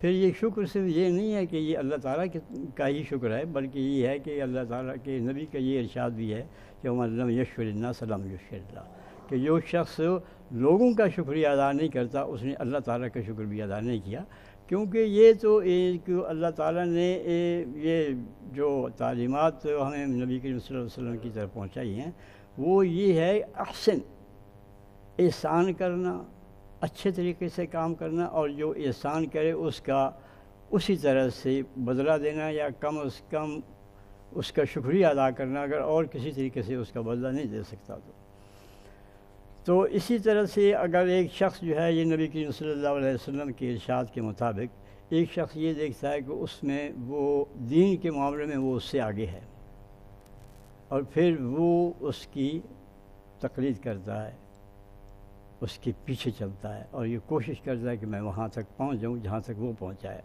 اگر وہ صدقات دیکھتا ہے کہ فلاں جو لوگ ہیں وہ مجھ سے زیادہ صدقہ دیتا ہے، فلاں شخص جو ہے وہ غریبوں کا زیادہ ہمدرد ہے، فلاں شخص جو ہے وہ لوگوں کے زیادہ کام آتا ہے، فلاں شخص جو ہے وہ اللہ تعالیٰ سے زیادہ ڈرتا ہے، فلاں شخص جو ہے وہ لوگوں کے لیے اس کے دل میں زیادہ ہمدردی ہے، تو وہ کہتا ہے کہ میں اس سے پیچھے ہوں، مجھے اس کی تقلید میں وہ اتنے ہی کام کرنے چاہیے جتنے کہ وہ کام کر رہا ہے. یہ نہیں دیکھتا کہ میں جو کر رہا ہوں ٹھیک ہے، میں گناہ گار ہوں، میرے لیے یہی بہت ہے، نہیں، بلکہ وہ یہ کہتا ہے جو آگے جا رہے ہیں ان کے لیے وہ بڑھتا ہے اور چاہتا ہے کہ میں بھی وہاں تک پہنچ جاؤں. چنانچہ قرآن مجید میں ارشاد ہے کہ فاستبقوا الخیرات، یہ حکم ہے کہ نیکیوں میں ایک دوسرے سے آگے بڑھنے کی کوشش کرو. تو وہ شخص جو اللہ تعالیٰ کے راستے میں چل رہا ہے اور وہ سمجھتا ہے کہ وہ اس سے آگے جا رہا ہے، وہ اس سے پیچھے سے پکڑنے کی جا کے کہتا ہے میں بھی اس کے ساتھ برابر پہنچ جاؤں، وہی نیکیاں کروں، وہی جو اللہ تعالیٰ کے احکام ہیں ان کی تعمیل کروں، وہی بندگی کے طریقے اختیار کروں، وہی جو اللہ تعالیٰ کے خرچ کرنے کے طریقے وہ کروں، وہی لوگوں کو آرام پہنچانے کے اور آسانیاں پہنچانے کے طریقے یہ وہ کروں. تو اور یہ چیز جو ہے یہ اس کی وجہ سے اسے اللہ تعالیٰ اسے شاکر لکھتا ہے کہ اس نے نعمت، اللہ تعالیٰ کی جو نعمت تھی اس کا اس نے شکر ادا کیا اور اس کے لیے کوشش کی کہ وہ آگے بڑھے. اور پھر دنیا کے معاملے میں، دین کے معاملے میں تو اس کا یہ ہے کہ جو اس سے آگے ہے وہ اس کی طرف وہ دیکھتا ہے اور وہ کہتا ہے کہ میں بھی اس کے برابر ہو جاؤں، میں بھی اس کے برابر نیکیاں کروں، نیکی کروں اور اللہ کی رضا کو حاصل کروں اور اللہ تعالیٰ کی قربت کا مقام حاصل کروں. لیکن دنیا کے معاملے میں وہ اپنے سے کم تر آدمی کی طرف دیکھتا ہے اور پھر شکر ادا کرتا ہے اس چیز پر کہ اللہ تعالیٰ نے مجھ کو اس سے تو زیادہ دی ہے. حضرت شیخ سعدی رحمۃ اللہ علیہ نے لکھا ہے خود یہ کہ میں نے کبھی زمانے کی شکایت نہیں کہ مجھے یہ تکلیف ہے، مجھے یہ ہے، یہ تکلیف مجھے بھوکا ہوں، ننگا ہوں، یہ ہے وہ ہے، بیمار ہوں، کبھی شکایت نہیں کی. ایک دفعہ میں کسی صحرا میں کر رہا تھا، میرے پاؤں میں جوتے نہیں تھے اور پاؤں پھٹ گئے میرے چلتے چلتے. تو اس وقت میرے ذہن میں یہ شکایت پیدا ہوئی کہ میرے جوتے بھی میسر نہیں ہیں کہ میں چل کے جوتے پہن کر جا سکوں، کہیں چل پھر سکوں. کہنے کہ جب میں جامع دمشق میں پہنچا، مسجد جو تھی جامع، وہاں پہنچا تو میں نے ایک شخص دیکھا کہ اس کے پاؤں ہی نہیں ہیں. میں نے کہا اللہ تعالیٰ تیرا شکر ہے تو نے مجھے پاؤں تو دی ہیں، من ہو دون ہو، اس کے تو پاؤں نہیں ہیں، مجھے اللہ تعالیٰ نے پاؤں تو دیے ہیں. تو دنیا کے معاملے میں جو ہے وہ اپنے سے نیچے کی طرف دیکھتا ہے. وہ دیکھتا ہے کہ میرے پاس اگر چلو وہ لاکھ ہیں تو دوسرے کے پاس تو 10,000 بھی نہیں ہے، میرے پاس اگر 10,000 ہیں دوسرے کے پاس تو 10 پیسے بھی نہیں ہیں. میں اگر 2 وقت کا کھانا مجھے ملتا ہے تو دوسرا جو اس کے پاس تو 1 وقت کا کھانا بھی اسے میسر نہیں ہے، وہ تو خودکشیاں کر رہے ہیں. تو اللہ تعالیٰ نے مجھے ان سے تو زیادہ دیا. وہ شکر ادا کرتا ہے اللہ تعالیٰ کا اس پر. حمد اللہ اس کے 2 معنی میں ہیں. ایک اللہ تعالیٰ کے اس معنی میں بھی کہ ان کی تعریف کرتا ہے کہ اللہ تعالیٰ کو وہ لائق تعریف ہے جس نے مجھے اس پر فضیلت دی اور وہ کچھ دیا جس سے ان کو محروم رکھا ہے. یعنی کہ وہ بھی مجھ جیسا انسان تھا، اس کا دماغ، عقل، ہاتھ پاؤں سب کچھ اس کو بھی موجود تھی، لیکن میرے لیے یہ نعمتیں دی. دوسرا معنی ہے شکر کے. تعریف کرتا ہے پھر شکر ادا کرتا ہے کہ اس نے مجھے وہ عاجزی، وہ جو ہے محرومی اس سے دوچار نہیں کیا جس سے کہ یہ شخص دوچار ہے. دنیا کے معاملے میں وہ اپنے سے نیچے والے کی طرف دیکھتا ہے اور دین کے معاملے میں وہ اپنے سے اوپر والے کی طرف دیکھتا ہے، وہاں تک پہنچنے کی کوشش کرتا ہے. دنیا کے معاملے میں وہ اپنے سے نیچے کی طرف دیکھتا ہے اور اللہ کا شکر ادا کرتا ہے کہ مجھے اللہ تعالیٰ نے وہ نعمتیں، ان نعمتوں دی ہیں جو اس شخص کو نہیں دی، اور اس پر وہ جو شکر ادا کرتا ہے. دوسرا شخص وہ ہے کہ جو شخص دین کے معاملے میں تو اپنے سے اس طرح دیکھتا ہے جو کوئی اس سے کم تر ہے، اور دنیا کے معاملے میں اس شخص کی طرف دیکھتا ہے جو اس سے آگے ہے، جس کے پاس دولت زیادہ ہے. تو اللہ تعالیٰ اس کو نہ صابر لکھتا ہے نہ شاکر لکھتا ہے. اب آپ دیکھیے کہ یہ اس کے بالکل برعکس ہے. اس کے شاکر اور صابر وہ کس طرح سے ہو؟ اس کے شاکر صابر لکھے جانے کی تو کوئی وجہ نہیں ہے. اس کو تو اللہ تعالیٰ نے دولت دی ہے اور اس دولت پہ وہ قناعت نہیں کرتا ہے. یہ نہیں کہتا کہ یہ مجھے جو ہے یہ اس کے تو پاؤں نہیں ہیں، میرے پاؤں تو ہیں. وہ تو یہ کہتا ہے کہ اس کے 10 لاکھ ہے، میرے پاس 10 لاکھ کیوں نہیں ہیں. اس کے پاس وہ کروڑ پتی ہے تو میں کروڑ پتی کیوں نہیں ہوں. اس کے پاس کارخانہ ہے تو میرے پاس کارخانہ کیوں نہیں ہے. پھر یہیں سے وہ سارا فساد پیدا ہوتا ہے جس کو آج آپ دیکھ رہے ہیں. وہ اسی نبی کریم صلی اللہ علیہ وسلم کا جو ارشاد ہے، یہ خصلتان جو ہیں کہ دین کے معاملے میں اپنے سے نیچے کی طرف دیکھنا، دنیا کے بارے میں اپنے سے اوپر والے کی طرف دیکھنا، یہ ہے آج ایک بنیاد جو ہے فساد کی جڑ جو ہے. آج آپ دیکھ رہے ہیں کہ یہ ساری جنگ جو ہے اقتدار کی، یہ کیا ہے؟ جس کے پاس اقتدار نہیں ہے وہ کہتا ہے کہ میرے پاس اقتدار ہے. جس کے پاس اقتدار ہے وہ کہتا ہے کہ میرے پاس جز بھی اقتدار نہیں، میں کمانڈر ان چیف بھی بنوں اور آرمی چیف بھی بنوں اور صدر بھی بنوں، یہ بھی سارے عہدے میرے پاس ہیں، حالانکہ دنیا اس کے بغیر بھی گزارا کر رہی ہے. تو اسی طرح آپ یہ دیکھیں کہ دولت کی یہ جو جتنے بھی اس وقت جرائم ہیں ان کے پیچھے آپ یہ دیکھیں گے کہ یہی ہے کہ لوگ اپنے سے دنیا کے معاملے میں اپنے سے اوپر والے کی طرف دیکھ رہے ہیں. اسی لیے ڈکیتیاں ہوتی ہیں, اسی لیے چوریاں ہوتی ہیں, اسی لیے دھوکہ ہوتا ہے, اسی لیے خیانتیں ہوتی ہیں, اسی لیے ملاوٹیں ہوتی ہیں. یہ سارے جرائم کس لیے ہوتے ہیں؟ دولت مند بننے کے لیے, کہ فلاں کے پاس اتنی دولت آ گئی, میں تو اتنی جلدی دولت نہیں حاصل کر سکتا, اس لیے پھر وہ جعلسازی کرتا ہے, اس لیے وہ مکاری کرتا ہے, اس لیے وہ دھوکہ دیتا ہے, اس لیے وہ ملاوٹ کرتا ہے, تاکہ کسی نہ کسی طریقے سے دوڑ کر میں اتنی دولت حاصل کر سکوں جتنی کہ اس شخص کے پاس ہے. یہاں ایک مرتبہ چودھری محمد علی آئے, اللہ تعالیٰ انہیں مغفرت کرے, کہ ایک سرمایہ دار کے پاس ٹھہرے, وزیر خزانہ.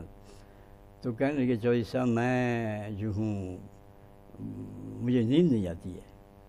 انہوں نے سمجھا کہ شاید یہ شخص جو ہے اس کو گھریلو پریشانی ہوگی یا اور کوئی بات ہوگی. انہوں نے کہا کہ شیخ صاحب کیا بات ہے, کیا پریشانی ہے آپ کو, خیریت ہے, کوئی کیا مسئلہ ہے؟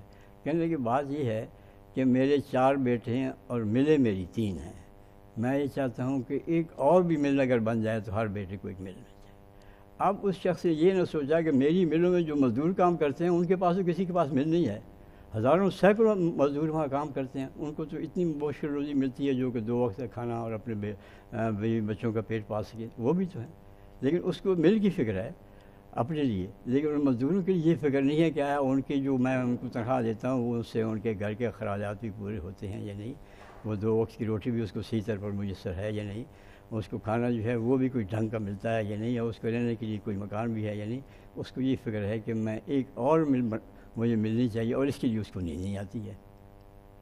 تو یہ ہے فساد کی جڑ. آج یہ جتنی بدامنی, جتنے جرائم, یہ چاہے سیاسی ہوں یا اخلاقی ہوں, جس طرح کے بھی ہوں, چاہے وہ پاکستان کے اندر ہوں, دنیا بھر میں جہاں کہیں بھی ہوں, اس میں یہ دوڑ ہے کہ یہ فلاں اقتدار جو ہے یہ بھی ہمارے قبضے میں آ جائے, عراق بھی ہمارے قبضے میں آ جائے, افغانستان بھی ہمارے قبضے میں آ جائے, پیٹرول جو ہے یہ بھی ہمارے پاس آ جائے, گیس جو ہے یہ بھی ہمارے قبضے میں آ جائے, سونے اور تانبے اور کے جو ذخیرے ہیں, کانے ہیں, یہ بھی ہمارے پاس آ جائیں. یہ سب کرنے کے لیے ہم سب دنیا پر قبضہ کر لیں دوسرے کو پیچھے چھوڑ کر. یہ چیز جو ہے, اور تو اور صرف مسلمان جو ہیں وہ بھی اس دور میں پیچھے نہیں رہے ہیں, اپنی بساط کے مطابق وہ بھی اپنے نامہ اعمال کو سیاہ کر رہے ہیں, اور اللہ تعالیٰ کے ناشکر بندوں میں اور ان بندوں میں جو صبر نہیں کرتے ہیں اپنے آپ کو ان میں شمار کر رہے ہیں. حالانکہ اللہ تعالیٰ کے رسول کی جو تعلیمات تھیں ان پر چل کر وہ کہیں آگے دنیا اور آخرت کی سرخرو ہو سکتے تھے. اور یہ سب سے جو برائی ہے دنیا کی طرف دیکھنے کی, یہ اوپر والوں کی طرف سے آتی ہے. اوپر والے جب عیش کے اسباب جمع کرتے ہیں تو نیچے والوں کے ذہن میں بھی پھر آتا ہے کہ ہم بھی عیش کے اسباب جمع کریں. اس لیے حضرت عمر رضی اللہ تعالیٰ عنہ کی یہ خود وہ بالکل سادہ پہنتے تھے. ایک دفعہ حضرت حسن نے گنے کہ ان کے جو زار سے اس کے یہ تہبند, اس میں 12 یہ پیبند لگے ہوئے تھے. پھر آپ یہ دیکھیں کہ انہوں نے اپنے گورنروں کو جو ہدایات تھیں ان کو آپ دیکھیں وہ کیا تھی, تاکہ کوئی ویسا وہ طرز زندگی اختیار نہ کرے جو لوگوں کے لیے باعث رشک بن رہا ہے, اور پھر اپنے ناجائز ذریعے سے لوگ ان کی طرف دیکھ کر آگے بڑھنے کی کوشش کریں. وہ یہ تھا کہ وہ میدے کی روٹی نہیں کھا سکتے, باریک کپڑا نہیں پہن سکتے, دربان دروازے پہ نہیں رہ سکتے, اس سے ترکی گھوڑے پر سوار نہیں ہو سکتے. یہ ہدایات تھیں ان کی. چنانچہ ایاز بن غنم کے بارے میں جو مصر کا والی تھا, یہ معلوم ہوا کہ وہ یہ ان سے نے وہ میدے کی روٹی بھی کھاتا ہے اور دربان بھی رکھا ہوا ہے اور مہین کپڑے بھی پہنتا ہے. تو حضرت عمر رضی اللہ تعالیٰ نے محمد بن مسلمہ کو بھیجا کہ جاؤ دیکھیں اگر وہ یہ سب چیز اس کے پاس موجود ہے تو اس کو پکڑ کے لے آئیں. دیکھا گئے جب وہاں وہ انہوں نے دیکھا کہ وہ تو ساری چیز اس میں موجود ہے, اسی کو پکڑا اٹھا کے لے آئے گا, اسی طرح سے پکڑ کے لے آئے. اور جب ان کے پاس لے آئے تو انہوں نے کہا کہ تمہیں پتہ ہے غنم, تمہارے باپ کا نام غنم تھا, وہ بکریاں چراتا تھا, اس لیے اسے غنم کہتے تھے. وہ اون کے کپڑے اس کے سامنے رکھ دیے کہ یہ پہنو, تم یہ مہین جو کپڑے ان کو اتارو اور ان کو پہنو. تو یہ تھا. آج ہم کیا کر رہے ہیں, آج ہم یہ ہیں کہ 65 کروڑ روپے کی ہم وہ جو ہے منگوا رہے ہیں وہ کاریں جو بلٹ پروف ہیں اپنے آپ کو بچانے کے لیے. حالانکہ فرشتہ موت کا جو ہے اس کے لیے تو بلٹ پروف کار کوئی معنی نہیں رکھتی, وہ تو بلٹ پروف کار میں بھی آ کے جان دے دیتا ہے. تو ہمارا خرچ کہاں ہو رہا ہے, ہم کس چیز پہ اپنے آپ کو بڑھ رہے ہیں آگے. اپنی زندگی کو طول دینے کے لیے اور دنیا کی لذتیں جو ہیں ان سے زیادہ دیر تک, اور اقتدار جو ہے اس سے زیادہ دیر تک متمتع ہونے کے لیے ہماری ساری دوڑ یہ ہے. حالانکہ یہ دیکھیں کہ وہ جو اللہ تعالیٰ کے راستے میں جان دیتے ان کی کریں, اسی دنیا میں لوگوں نے اپنی جانیں قربان کر رہے ہیں اپنے دین کے لیے، وہ سب کچھ ان کی طرف نہیں دیکھتے، اور الٹا ان کے پیچھے لگے ہوئے ہیں کہ وہ جو اس طرح کے کام کر رہے ہیں ان کو پیچھے لے کے دھکیل کے اپنے لیے دنیا میں وہ مقام حاصل کریں جو بڑے بڑے جباروں اور قہاروں اور متکبروں کا ہے۔ اللہ تعالی ہمیں اللہ اپنے شاکر اور صابر بندوں سے بنائے، اور دنیا کے معاملے میں نیچے داری کی طرف دیکھنے کی توفیق عطا فرمائے، اور اس پر شکر ادا کرنے کی ہمیں ان سے زیادہ دیا ہے، اور دین کے معاملے میں ہمیں اپنے سے اوپر دیکھنے کی توفیق عطا فرمائے، اور ہمارے دل میں یہ آرزو جو ہے وہ جنوں لے کہ ہم بھی وہی نیکیاں کریں جو ہم سے آگے بڑھ کر لوگ کر رہے ہیں۔ اللہم آمین۔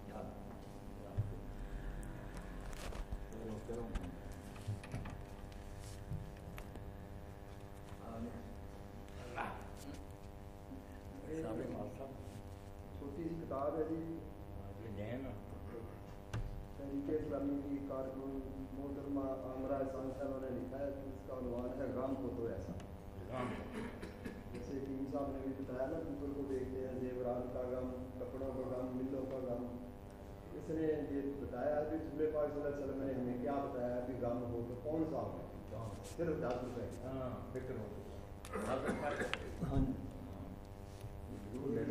اسلامی ڈائری ہے، 50 روپے کی ڈائری اسلامی۔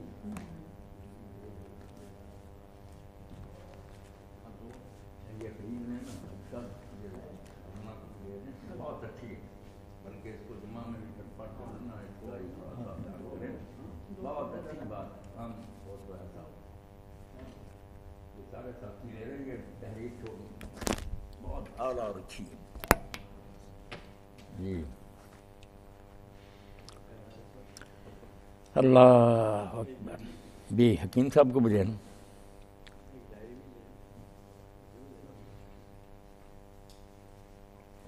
انصاری صاحب یہ ضرور گھر لے جائیں، غم ہو تو ایسا، بہت اچھا،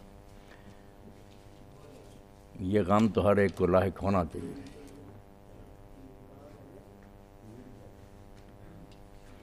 اللہ اکبر۔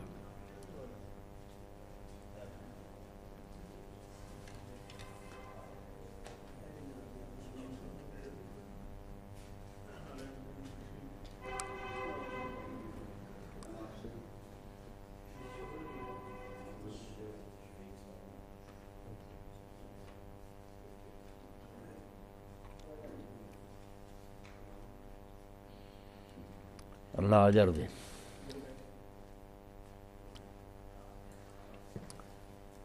پڑھے اور دوسرے لوگوں کو بھی پڑھوائیں، بہت اچھی بات۔ جو غم ہونا چاہیے تھا وہ نہیں، ہمیں جو نہیں ہونے چاہیے تھے ان میں پھنسے ہوئے۔ ظاہر تو لے لو نا بھائی، شاباش۔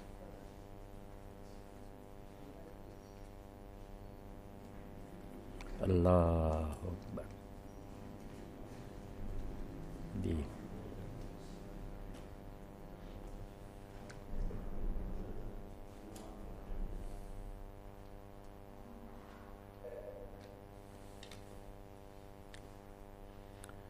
دعا سے پہلے کچھ سوال ہے کسی ساتھی کے ذہن میں، تبھی کچھ منٹ باقی ہیں۔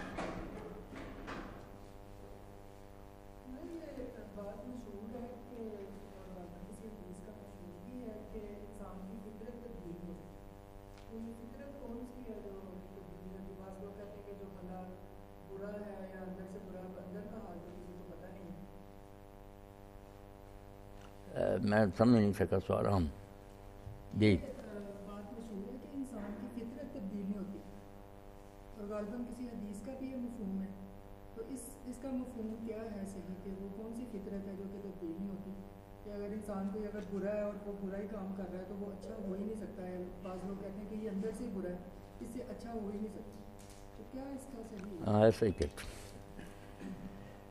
فطرت نہیں، وہ ایک روایت میں جبلت کا لفظ آتا، کہ اگر یہ کہا جائے نا کہ پہاڑ اپنی جگہ سے ٹل گیا تو اس کو تو سچ مان لو، مگر کہا جائے کہ اس آدمی کی جبلت تبدیل ہو گئی تو یہ نہ مانو۔ یہ روایت صحیح نہیں ہے، ضعیف ہے، مگر اس کا مضمون کوئی اتنا برا نہیں۔ جبلت جو ہے نا وہ نہیں کہ یہ فطرت الگ چیز ہے، فطرت تو سارے انسانوں کی ایک ہی ہے، وہ نہیں بری کسی کی بھی۔ فطرت اللہ التی فطر الناس علیہ، اللہ کی فطرت جس پر اس نے بندوں کو پیدا کیا نا وہ ساری ایک ہی، یعنی نیکی اور بدی کے جو ہے نا بنیادی اصول کہ سچ اچھا ہے، جھوٹ برا ہے، انصاف ٹھیک ہے، ظلم برا ہے، رحم اچھا ہے، سنگ دلی بری ہے، یہ مشرق مغرب میں کافر مومن عمل بے شک اس کے خلاف کریں مگر ووٹ سب کا ہی سب جانتے ہیں۔ اس لیے جو برائی کر رہے ہیں نا ان کے ساتھ اگر وہی برائی کی جائے تو پھر ان سے پوچھا جائے ٹھیک ہوا، وہ چلائیں گے۔ جو ڈاکے مارتے ہیں ان کے ڈاکہ ڈالیں آپ، وہ خود کہیں گے یہ برا۔ تو فطرت جو ہے نا کہ پیدائشی طور پر اللہ تعالیٰ نے نیکی بدی کا جو علم فالہمہا فجورہا و تقویٰ، انسان کو اس بارے میں بے خبر نہیں پیدا کیا۔ انبیاء علیہ السلام جو لے کر آتے ہیں نا وہ ڈاکٹر صاحب ایسا ہی ہے جیسے آنکھ میں روشنی ہے مگر دیکھنے کے لیے وہ خارجی روشنی کی بھی محتاج ہے، اندر ہی نہ ہو نور تو پھر تو دیکھ ہی نہیں سکتا اندھا۔ اگر روشنی ہے مگر باہر لائٹ نہیں پھر بھی نہیں نظر آتا، دو روشنیاں ملتی ہیں نا، آنکھ بھی ٹھیک ہو باہر بھی روشنی ہو، تو وہی کو اللہ نے نور نلا نور کا کہ یہ نہیں کہ اندھیرا ہوتا، نور ہے انسان میں مگر وہ مدھم سا ہے، کچھ خواہشات کی وجہ سے انسان ان کو سننا نہیں چاہتا، اپنی بدماشیوں کی خاطر کچھ ماحول خراب کرتا، وہی آ کر اس کو ذرا انداز کر دیتی، وہ روشنی بہت صاف نمایاں ہو جاتی ہے۔ ورنہ اگر اندر ہی روشنی نہ ہو تو کیا انسان پہچانے گا کہ نبی ٹھیک کہتا ہے؟ یہ نہیں، بنیادی نیکیاں پتہ ہوتا ہے۔ اسی لیے ایک بدوی سے جب کسی نے پوچھا کہ تم نے حضور کو کیوں نبی مانا، بہت صاف بات کہی اس نے، اصل میں معجزہ یہی نہیں، اس نے کہا کوئی بات اس بندے نے ایسی نہیں کہی کہ یہ کام کرو جو پہلے ہی میرا دل نہیں کہتا تھا کہ یہ حکم ہونا چاہیے۔ جن جن چیزوں سے روکا ہے میرا دل پہلے ہی چاہتا تھا کہ لوگوں کو ان چیزوں سے روکنا چاہیے، ظلم سے، بے انصافی سے۔ تو دین جو ہے وہ فطرت کے مطابق، فطرت نہیں کسی کی خراب، فطرت تو اللہ تعالیٰ نے جو ضمیر دیا ہے نا، آپ صدائے ضمیر سنتے ہیں، کئی لوگوں کا پڑھتے ہیں کہ وہ ضمیر کے قیدی ہے، جرم کیا تھا چھپایا مگر پھر چین نہیں آیا، خود جا کر پیش ہو گئے، ہمیں تو نیند نہیں آتی، ہم کر بیٹھے تھے، ہمیں سزا دیجیے۔ جبلت جو ہے نا اس کے بارے میں آتا ہے، جبلت ہے کہ کوئی شخص ذہین پیدا ہوا ہے، کوئی کون ذہن ہے، کوئی دلیر پیدا ہوا، کوئی بزدل ہے، یہ چیزیں جیسے زمینیں اللہ نے پیدا کی ہیں نا، کوئی شور ہے، کوئی ریت لی ہے، کوئی اسی طرح انسان بھی ہے، یہ سارے جو ہے نا کئی جبلی طور پر دلیر ہوتے ہیں، ہر معاملے میں وہ خواہ مخواہ گھس جاتے ہیں، کچھ ڈراکل ہوتے ہیں، بزدل ہوتے ہیں، ڈرپوک، وہ فہمے رہتے ہیں، تو یہ چیزیں نہیں بدلتی، ان کو ہم مصنوعی طور پر چاہیں نا تو نہیں، جو ڈرپوک ہے ڈرپوک ہی رہے گا، جو دلیر ہے وہ روکتے روکتے بھی گھستا جائے گا جھگڑوں میں، لڑائیوں میں۔ جبلت کی بات روایت نہیں وہ صحیح مگر جبلت ٹھیک ہوتی۔ فطرت تو سب کی ہے، کافر مومن سب جو ہے نا جانتے ہیں اچھائی برائی کو، کرتے جو ہیں غلط وہ اس لیے نہیں کہ انہیں پتہ نہیں، کچھ اور چیزیں ہوتی۔ برائی کی طرف لوگ کیوں جاتے ہیں؟ حالانکہ اب بھی اگر یہ سروے کرایا جائے تو 100% ہی لوگ کہیں گے کہ یہ چیزیں بری نہیں ہونی چاہیے، مگر عملاً مسئلہ الٹ نظر آتا کہ نیکی تھوڑے کرتے ہیں برائی زیادہ۔ وہ اس لیے کہ اللہ نے اپنی حکمت کے مطابق نیکی کو مشکل بنایا، بدی کو بنایا ہے آسان۔ بدی کی لذت نقد ہے، نیکی کا پھل جو ہے یہ وہ دیر سے ملتا۔ اب یہ آزمائش جو ہے اس وجہ سے لوگ فیل ہو جاتے ہیں، اور یہاں لوگ سوال کرتے ہیں کہ اللہ نے پھر نیکی کو کیوں آسان نہیں کیا، بدی کو مشکل کیوں نہیں بنایا؟ تو یہ بات تو اگر آدمی ذرا سوچے تو بالکل ایسی الٹی ہے کہ خود آدمی سمجھے گا کہ واقعی یہ غلط کہہ رہا ہوں میں۔ پھر تو اگر ایسا ہوتا کہ بدی مشکل ہوتی تو بدی کرنے والوں کو انعام ملنا چاہیے تھا، جنہوں نے مشکل کام کیا، مشکل کا ہی تو انعام ملتا۔ کوئی یہ کہہ دے کہ جو سپاہی میدان سے بھاگ جائے گا اس کو تمغہ ملے گا، یہ نہیں کبھی، جو رہے گا وہاں جان دے گا اس کے، جو چوٹی سر کرے گا K2 اس کو انعام ملے گا۔ یہ کہہ دیا جائے کہ کھڈ میں جو گر جائے اس کے لیے تو ڈاکٹر صاحب کوئی محنت نہیں، پاؤں ذرا ڈھیلے کریں فوراً نیچے گر جائے گی۔ نیکی کو مشکل رکھنا ضروری ہے۔ اس بچے کو وظیفہ ملتا جو راتوں کو جاگتا رہا، دن رات کتابیں پڑھیں، اگر یہ اعلان کر دیا جائے کہ جو فیل ہوں گے ان کو وظیفے ملیں گے تو آپ خود کہیں گے بالکل بیہودہ بات۔ اس لیے یہ بالکل فطری بات ہے کہ نیکی کو مشکل ہونا چاہیے۔ اب اس مشکل ہونے کی وجہ سے لوگ رخ نہیں کرتے، پھل اس کا جو ہے انشاءاللہ وہ آ رہا ہی ملے گا، مگر ہے وہ تکلیفوں سے بڑا۔ رسول کریم علیہ السلام نے بہت اچھے انداز میں یہ بات سمجھائی کہ جنت دوزخ جب اللہ نے پیدا کیے تو جبریل علیہ السلام کو بھیجا کہ دیکھو، آئے تو پوچھا تو کہا اللہ جنت میں جانے سے کوئی رہے گا اور دوزخ میں کوئی نہیں جائے گا۔ کیوں؟ فرمایا جنت میں جو نعمتیں ہیں وہ سونی نہیں نا لوگوں نے دیکھنا تو کچھ تو لوگ ٹوٹ مریں گے، برا دوزخ میں جو مصیبتیں ہیں کوئی نام نہیں ادھر لے گا۔ پھر بیجا آ کر جب واپس آئے پوچھا، کہا جنت میں کوئی جائے گا، دوزخ میں جانے سے کوئی بچے گا۔ فرمایا کیا فرق ہو گیا؟ کہا جنت میں جو ہے وہ تو ٹھیک ہے، ایسی چیزیں ہیں کہ حاصل کرنے کے لیے انسان خواہشمند ہے، مگر حفت الجنت بالمکارہ، جنت کے گرد جو باڑ لگا دی گئی نا وہ ناپسند چیزوں کی ہے، لوگوں کو وہ تلخ اور کڑوی لگیں گی، نہیں ادھر آئیں گے۔ جنت جو آگے تو عذاب ہی ہے، مگر حفت النار بشہوات، من پسند مرغوب، مزے لیتے لیتے پھسل جائیں گے۔ بس یہ امتحان ہے ڈاکٹر صاحب۔ تو فطرت جو ہے وہ سب کی ایک جی دعا کریں۔ الحمدللہ رب العالمین والصلاة والسلام علی رسولہ الکریم سیدنا محمد وآلہ وصحبہ اجمعین۔ اللہم اغفر للمؤمنین والمؤمنات والمسلمین والمسلمات الاحیاء منہم والاموات، ربنا افرغ علینا صبرا وثبت اقدامنا وانصرنا علی القوم الکافرین، اللہم انصر الاسلام والمسلمین واخذل الکفرۃ والمشرکین، اللہم استر عوراتنا وآمن رواتنا، وصلی اللہ تعالی علی خیر خلقہ محمد وآلہ وصحبہ اجمعین، آمین یا رب العالمین۔ وہ فتاوی آن لائن والا پروگرام نا ہر اتوار کو اب شروع ہو گیا، روزانہ تو نہیں، اتوار کو عصر کے بعد آج بھی انشاءاللہ ہوگا، عصر سے مغرب تک سوالوں کے جواب، فری کال ہے، وہ آپ وقت نکال کر اس کو دیکھا